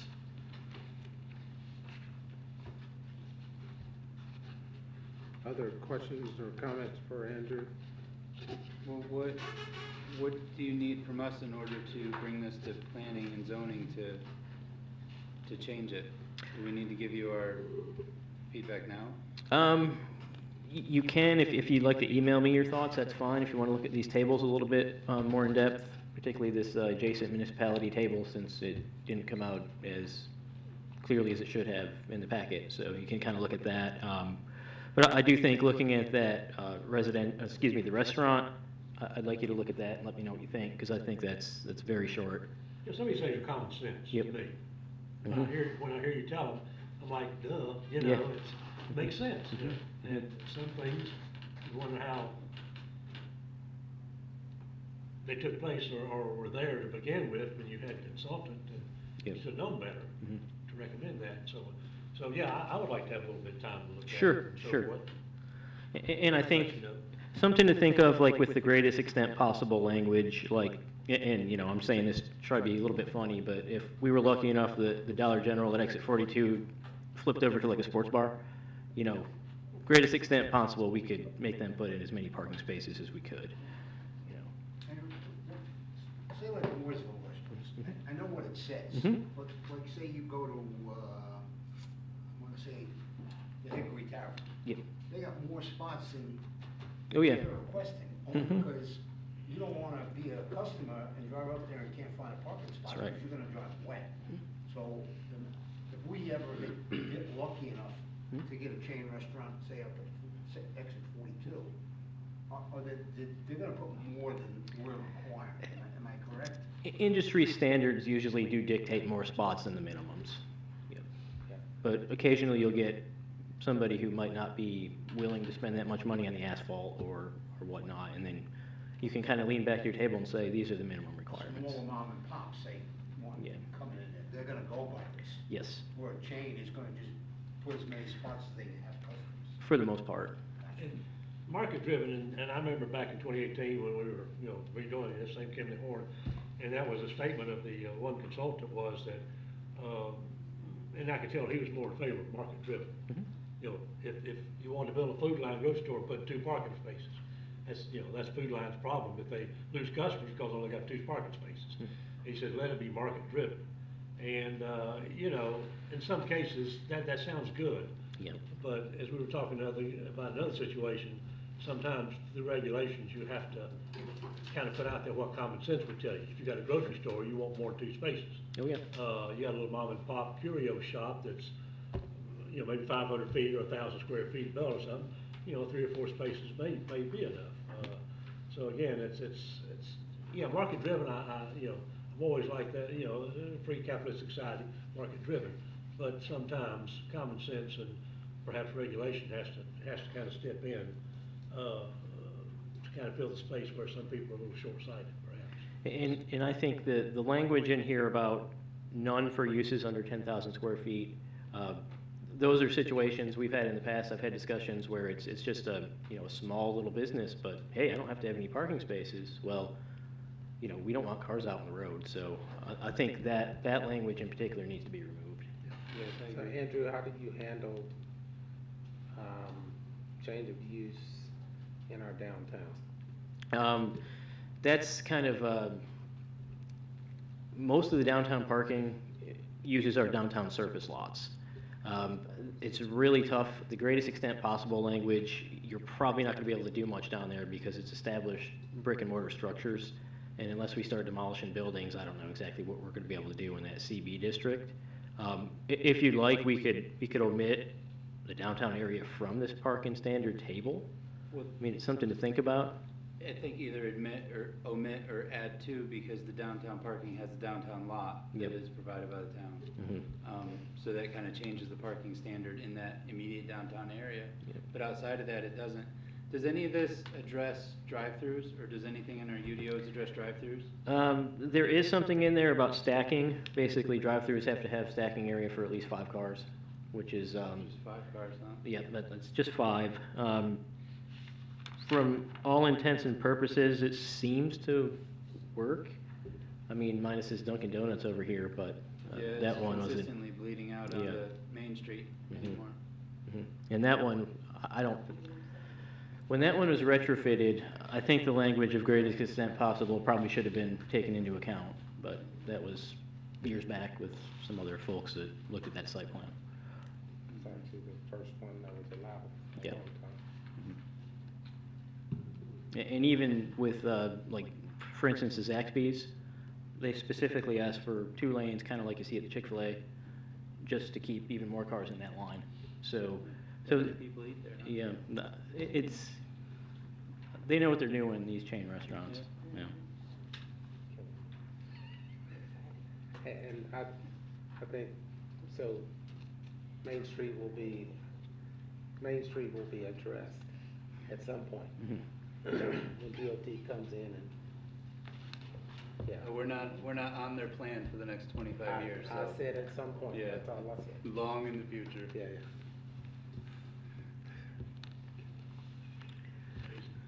Okay, any other questions for Andrew? Please Not send regarding your, this topic. any other. There will be. Any other thoughts on this particular topic, feel free to share with, Interim Mayor, Mundy and Andrew, as he takes it to, planning and zoning. So is this, would the next topic be the request for the? Yes, next item, water sewer, 7.6. Okay, so I did want to share this table with all of you, as, since we do have the moratorium in place, I've been getting bombarded with questions about community wastewater systems and septic tanks and whatnot. So I wanted to share the way that our ordinance currently reads regarding approval of septic. The way this table reads is basically anything up to 20 lots, no matter how close it is to an existing municipal water or sewer line, would be allowed to build on well and septic. And then it goes from there, so 21 to 50 lots, if it's within 300 feet, it's got to connect to a existing line, and then as you can see the table, it moves on and on. Once you hit 100 lots, it has to basically connect to a water or sewer line no matter what. So this table does not differentiate between residential or commercial. It's based on number of lots, which is kind of, if you're not subdividing the property, it doesn't really direct us how to handle it. So I just wanted to kind of share this with you. Get any thoughts, since we are getting some pressure with septic with the moratorium in place. I know that's been discussions within the board that might not be the direction we want to go, but I did want to at least get this regulations in front of you and let you know what it says and open it up for any thoughts. And I did give a copy to Benji, just in case he might have any thoughts as well. So this, I'm glad this came up, because this came up in the public forum meeting the other night with the proposed gas station and the concern of the citizens around there with commercial septic being in the ground, them not, with the moratorium still being able to build in their concept plan. I understand 1 lot, less than 1,000 gallons a day, but they're not even hooking the wastewater. And kind of the the point of the moratorium is that we can't handle wastewater, but yet we need assistance in, you know, the connections and other things in order to build our wastewater infrastructure system, and we're kind of skating around that by allowing septic to be built too. So those are just some thoughts I have around that. I think that it kind of subverts some of the moratorium language we have, but also what can we even legally put in place that they have to do? Can we make them connect to sewer in order to be annexed in? Is that one of the benefits? Why would we allow, you know, another question I asked, why would we allow someone to come in and build new on septic that other people didn't have the opportunity to build on, and now they're paying sewer fees and all this other stuff when they could have just had a septic system? Now, as far as the legality about it, I'd probably have to defer to Jason and do a little bit more research, but no, point well taken. And as I'd mentioned, we're starting to get a lot of questions regarding construction on septics, which makes sense with what we have in place. And I thought as well, a while ago, you know, I mean, we're defeating our purpose. You know, we need the revenue, our system needs to be used. It's there, there's a reason it's there, and to then allow it to be skirted around, and any house, whether it's 100 or it's 1, you know, being allowed to put in septic systems. And there's a reason that, you know, there was 100 years, 120 years ago, whatever it was, that wastewater systems were begun by municipalities, was because of the unsanitary, sometimes could be unsafe eventually, type of setup that may occur from that. And so you had treated municipal waste as a result that was created. And I just, you know, I would be against any proposal for any house to be allowed within the town of Troutman to be allowed to connect to a yard waste system as opposed to municipal system. You know, if you know, they can't hook up, or their situation is such that they're over 1,000 GPD, then I'm sorry, but I just cannot. I think on several fronts, it's just we're working against ourselves. We're shooting ourselves in the foot to allow that, even a crack in the door with a few houses, in my opinion. And you'll notice that on letter E, it does have a little clause in there that you can hook up to septic if the town engineer determines that a connection is not feasible. I think that's an important thing to keep in there, because we can't basically tell somebody you can't use your lot if it's not feasible for them to get a sewer line to their property. That's why you have BOA too, you know, I mean, obviously for such reasons that extraordinary circumstances. I understand that, and I don't mean to sound unreasonable. I agree with that, but obviously that would be used very judiciously, very sparingly, so to speak. But again, to just blanketly put it out there that you're building a house, you don't have to hook up. Building several houses, a minor subdivision, so to speak, I have a problem with that. Others may have a different, but I think we're putting the odds out there against ourselves when we start doing that. We start opening that, putting that crack in the door. So what I'm hearing is basically major changes to this table we have in front of you. I think so. I mean, I would like to see it, aside from clause E, that everybody has to connect it inside the annexation, the same way we do with water. We just went through this with the water down there in Falls Cove on the lake, right? The gentleman had to annex in order to get his water connection. Well, you know, we're working to provide a service to our citizens, and if our new people moving here are taxing the system but not paying into it, it's not helping the people that are already here. Now, I will raise a question about a situation like that. So you're talking about those lots down there on Stillwater. The nearest sewer line is basically Kelvin Creek. That's miles and miles of sewer line. So individual that owns a private lot, I don't believe that's feasible for them to spend that much money to extend a sewer line down there. Well, and I think that's a point that we need to discuss too with our water and sewer committee It's already come up a little bit with Benji on our proposed service area. And I don't think I'm out of line sharing that, is that we've had these discussions of what is our proposed service area. Septic fields don't last forever, they have to be redone. And maybe when they want to be redone, if we have invested in sewer lines down Stillwater or down any one of these areas, we won't be, you know, a dozen miles away from connecting. We'll be just right at the top of the neighborhood potentially. Yeah, I think we need to go back and look at, so what was the language that was passed, number one, in the moratorium? Because again, I think if you're changing this, and again, maybe Jason can correct me, but if you're changing this, it doesn't match what's in the language. We may have some legal issues here with the development community. That's number one. Number two, again, I think the reasonableness clause that's a word that Andrew is speaking to raises some legal questions. Again, if you can't build on your property today, or in, you know, reasonableness from the town putting in those lines or getting that sewer line to you, I think there's some issues there. Yeah, I think clearly, you know, we may want to map out what our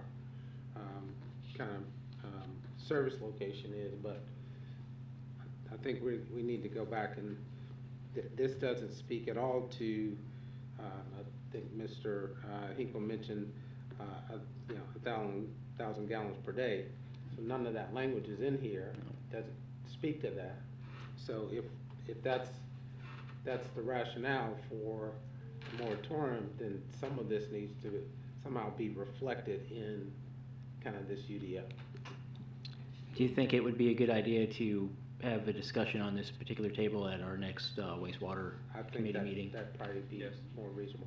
Kind of craft some language and bring back to another one of these meetings to get findings, discuss findings. And may I say one thing, you were talking about Stillwater a while ago. I mean, that was brought in under certain arrangements that would be, I think, would be grandfathered. Yeah. And so forth. So, you know, situations like that, obviously, again, you have to carve out, everything's not black and white. But, you know, someone coming in that's going to refer to new construction. And that is not new construction, the grandfather, and understanding when they built that down there. And so, but that would be covered that, but I understand where the mayor's coming from, and I certainly agree. Put a little, you know, forethought on it, or history of things that have been made aware of in adjacent communities is down Brawley School Road. They have at times issues with getting sanitary service and getting it back to Mooresville, or how they're gonna, you know, treat it or truck it out or whatever it is. Cornelius too, in their redevelopment over the last 25 years and buying up all the smaller lots to put in these McMansions. They've had to also add sewer service to areas that they, at one point, probably sat just like a small town of Troutman, and we're never gonna put sewer there, it'll always be septic. Well, that didn't work out.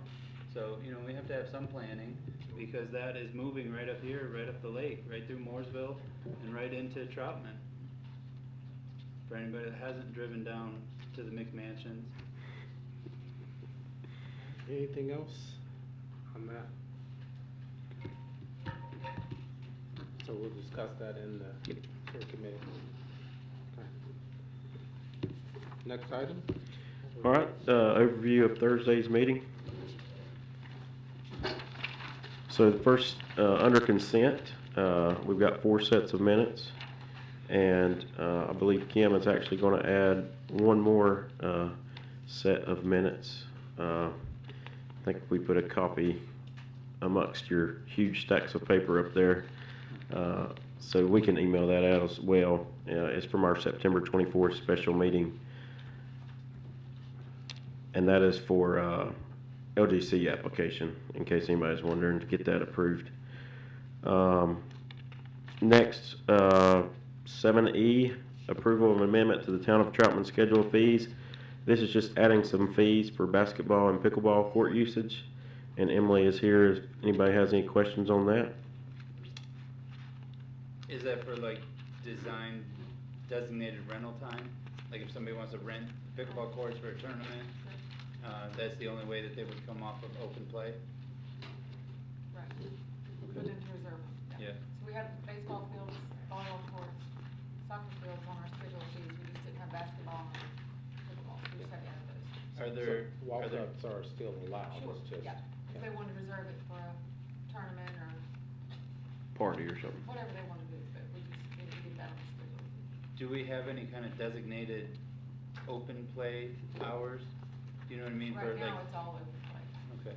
It's all open play right now unless someone reserves it. And now, once we get this approved, we would be able to do it. Okay. Next, three budget amendments for Police Department, Parks and Rec, and Public Works. And I want to reiterate, this is not increasing the budget at all. It's no net increase.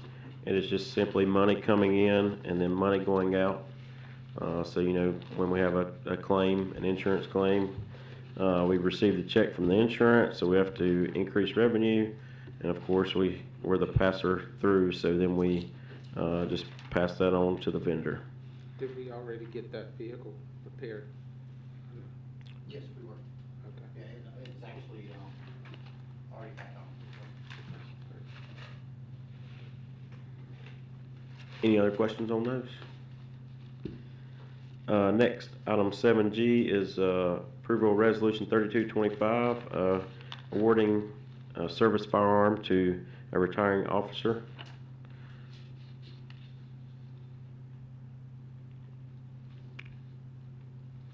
When is Mr. Payne's last day?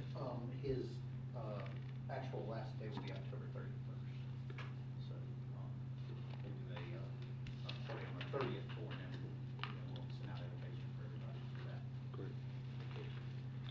Next is 7H, consider annexation AX 25-09, 491 Perry Road and 495 Perry Road. Andrew's here if you have any questions on that request.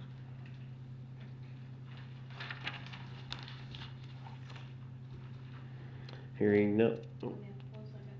So on your ordinance in your packet, I found an error and made a change today, where it says plan 4.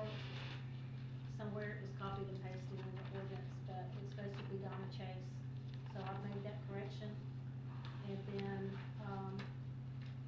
the notary who's gonna notarize it, is changed to Kimberly instead of Jessica, so I didn't reprint them, but if you want copies, I can send you What was copies. the first change, did you say? The first change was,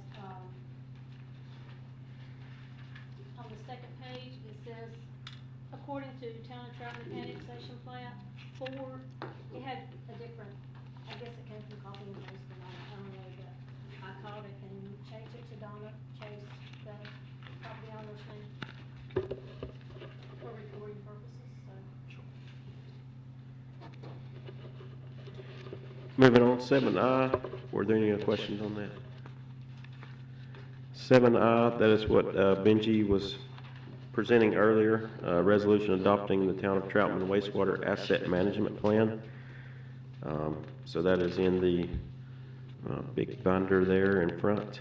If anybody has any questions on that, between now and Thursday, feel free to reach out to myself or Benji.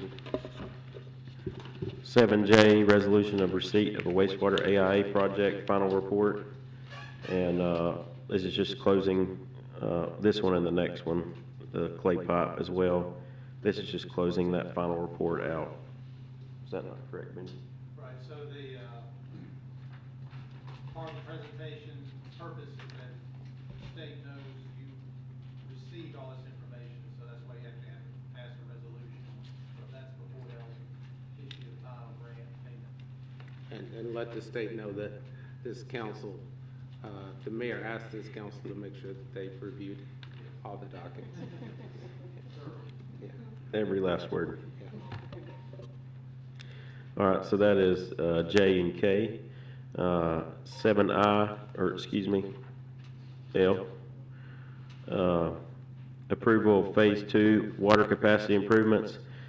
This was the item that we removed from last month's agenda. And I believe Kim emailed out, there were some changes, because that phase was part of a larger, condition, and we were only gonna do one piece of it, and that was to get, water down to Parkertown Road.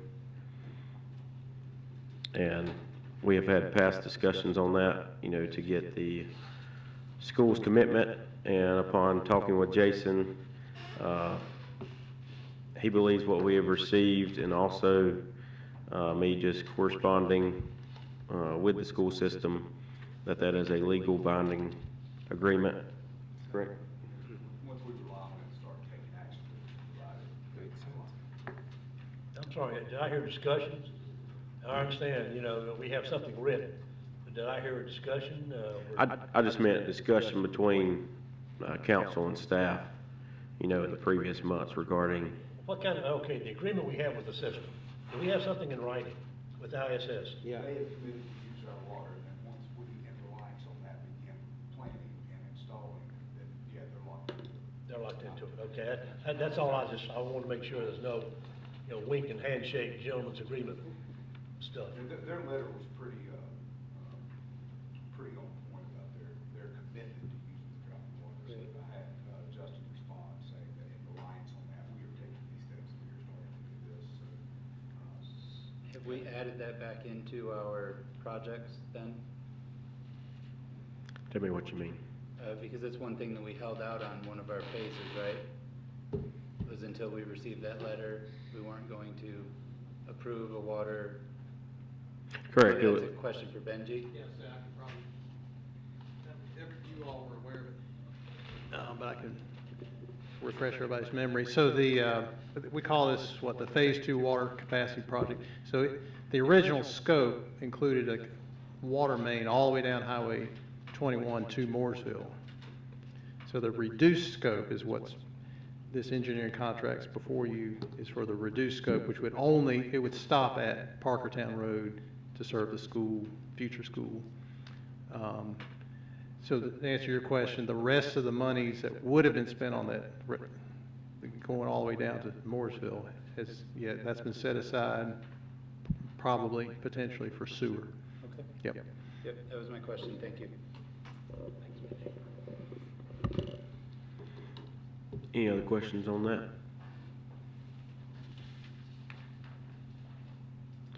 All right, hearing none. 7M, approval to amend the Town of Troutman Personnel Policy, Recruitment and Employment, Section 3. Terrence is here if there are any questions on that policy revision.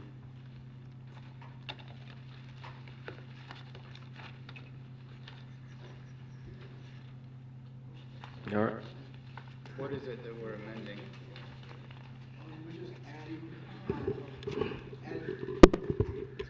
We're just adding a section to be compliant with new state law, Session Law 2025-16, which was enacted this summer, and it takes effect October 1st, which says that all counties and cities in North Carolina need to be subject to all applicants for positions that require working with children in any way to criminal history checks conducted by North Carolina State Bureau of Investigations.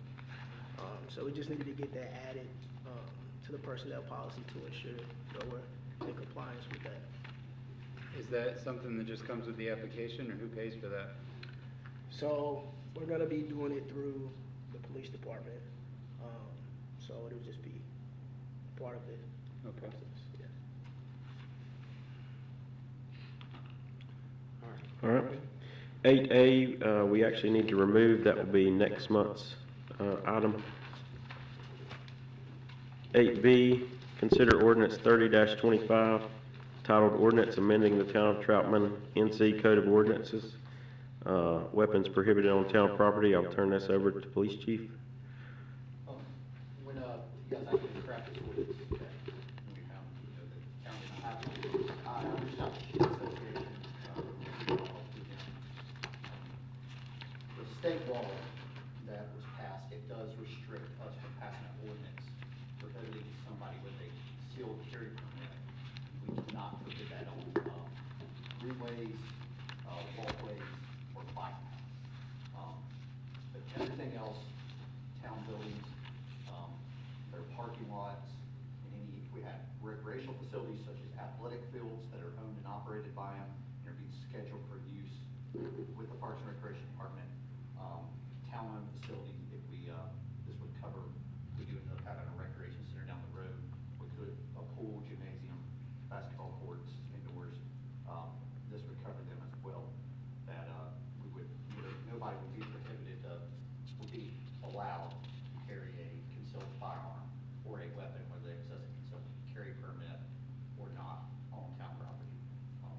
There are some exemptions. These were the recommendations. Some of these were officers and enlisted personnel in the armed forces when in their duty. Officers of the United States would be federal law enforcement, would be exempt.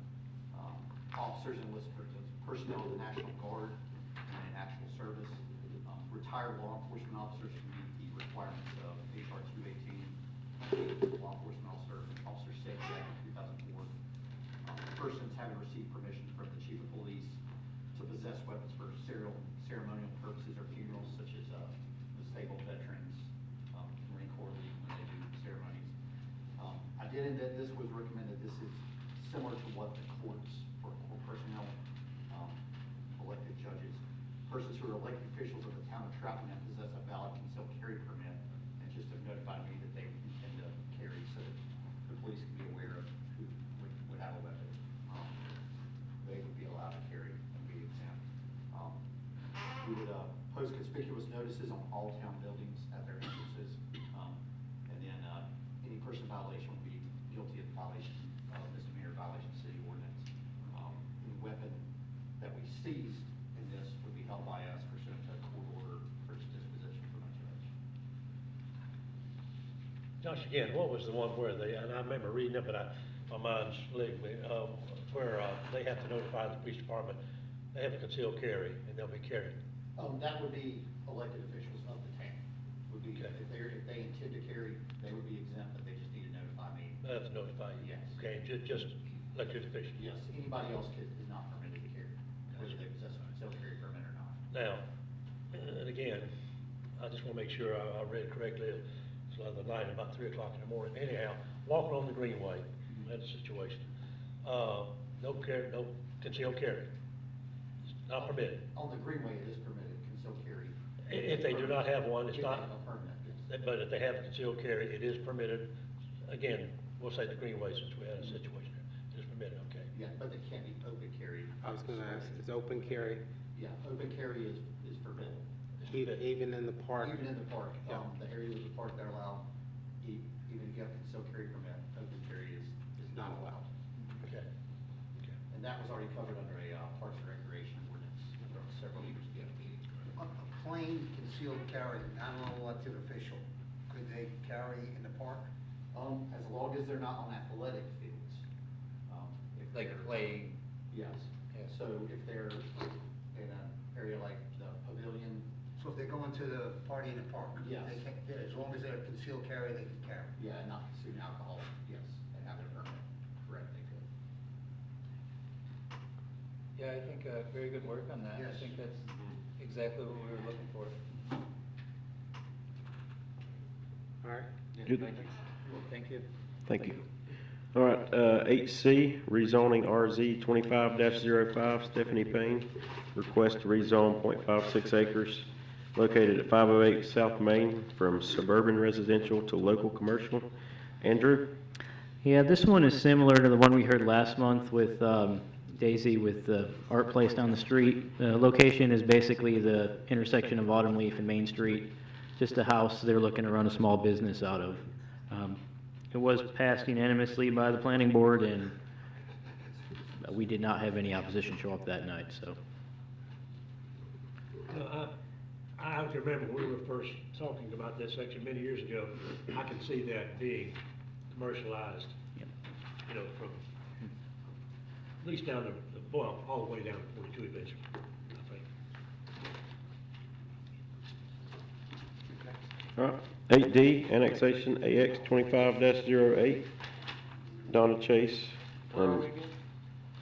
Ours is on 9, so Yeah. I asked Ms. Archer if I was Not on the right page, but mine is Nine. nine. Y'all don't have their latest? 9C. And there's a 9C. Why's mine come through as 8? I Yeah, I apologize. was wondering what you were reading. Yeah, 'cause I was exactly. not following you. Now, I don't know, I was thinking I had an episode, and I wasn't gonna say anything. Me too. I must have an old version, I apologize. Okay, so, 9C, Andrew?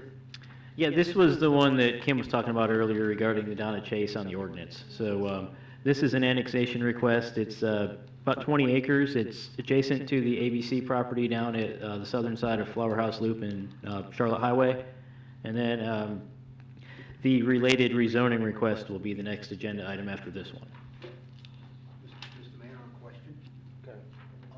Is this gonna fall under the moratorium? So with this, they're just specifically asking to change the zoning of the property. There's not a actual development plan that goes along with this. So this, She knows that she's, for 30 months, she's not gonna be able to do anything once it gets annexed and rezoned. oh yeah, and it's the C2C development, which you see in the rezoning portion. They're actually the group that's requesting this. Donna Chase just happens to own the property they're purchasing. So yes, they have, we've had conversations with them about the likelihood of them getting any kind of wastewater in the near future is not very likely unless something miraculous happens. Unless they build just one home, right? And they are okay with that. Yeah, they wanted to push forward. According to them, they have they called an upscale grocer on the hook. So they were wanting to move forward with the rezoning request. Okay, great. But just grocery store, whatever it may be. ABC grocery store.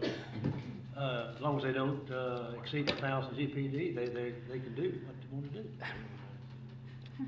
I don't think that's possible, but you are correct. Well, I'm not familiar with, what a, a chain grocery store. Or they just do septic, right? Like, it's just one parcel on 20 acres, so, doesn't matter if it's a grocery store, they just do a big old septic system, the way our ordinance reads. Yeah, until you change it. Just want to change it. All right, Absolutely. next item, discuss that in committee. All right, 9E, text amendment TA 25-05, to consider amending the Town of Troutman Code of Ordinances, section 6.4.5, temporary signs. Andrew? And this is the conversation we had last month regarding the temporary signs. So the basic changes are we've increased the time the temporary signs can be on site from 10 to 30 days. We're allowing one sign on the site at 3 by 5 feet, and then we've now opened it up where they can have 2 banners at one of the designated town locations, all for that 30 days prior to the event. It's the language that says first come, first served. Yep. Yep. Yep.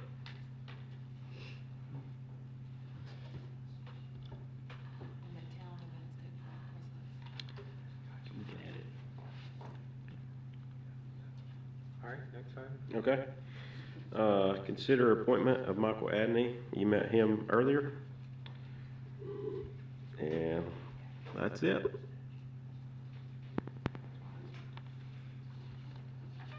Good job. And we'll have to believe we have a closed session for today.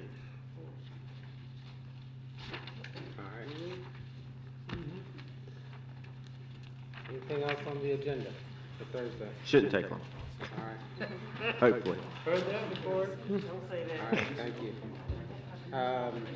The next item on the agenda is a closed session.